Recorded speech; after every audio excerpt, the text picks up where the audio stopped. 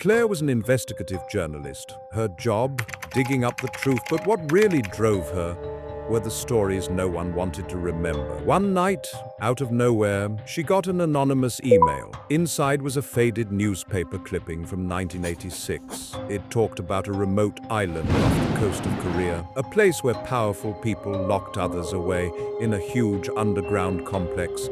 And there, prisoners were forced to play twisted, deadly games. Games where losing meant death. The email claimed that even top officials were involved, sending anyone who challenged them straight there. This caught Claire's attention. The email included exact coordinates. She decided to find out what was really going on, so alone Claire took a small boat and sailed to the island. The moment she stepped ashore, her phone died. No signal, no way to call for help, but Claire was prepared. She had flashlights and printed maps. With those, she entered the thick jungle, heading for the complex. The wind was fierce, hiding the moon behind dark clouds. Then she heard screams coming from somewhere nearby. Claire followed the sound, heart pounding, but suddenly the screams stopped. She thought she saw a thin girl staring at her from behind a tree. "Claire?" the girl whispered. When Claire got closer, there was nothing there. Dizzy and confused, Claire collapsed. When she woke up, she was in a pitch-black room. Cold stone walls, no escape. Weird sounds echoed, moans, footsteps approaching. She found a door and stepped into a huge chamber. Inside, there were about 50 people, their hands and feet tied, terror in their eyes. Masked guards with guns stood around them, commanding them to run.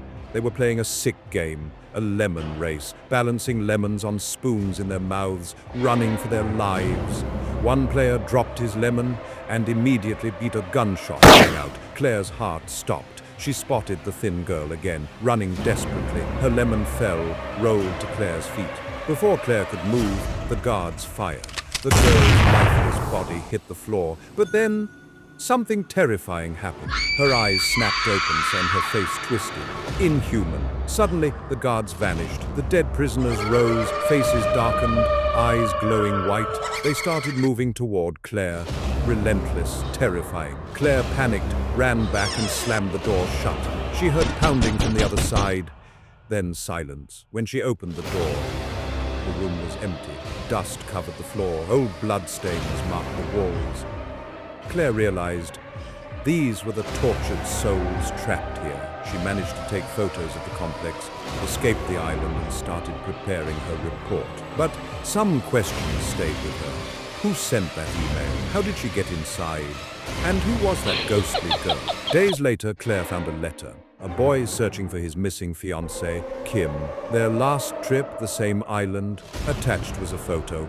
The girl from Claire's nightmares. Police searched and found a mass grave. DNA proved one skeleton was Kim's, but no one was ever punished.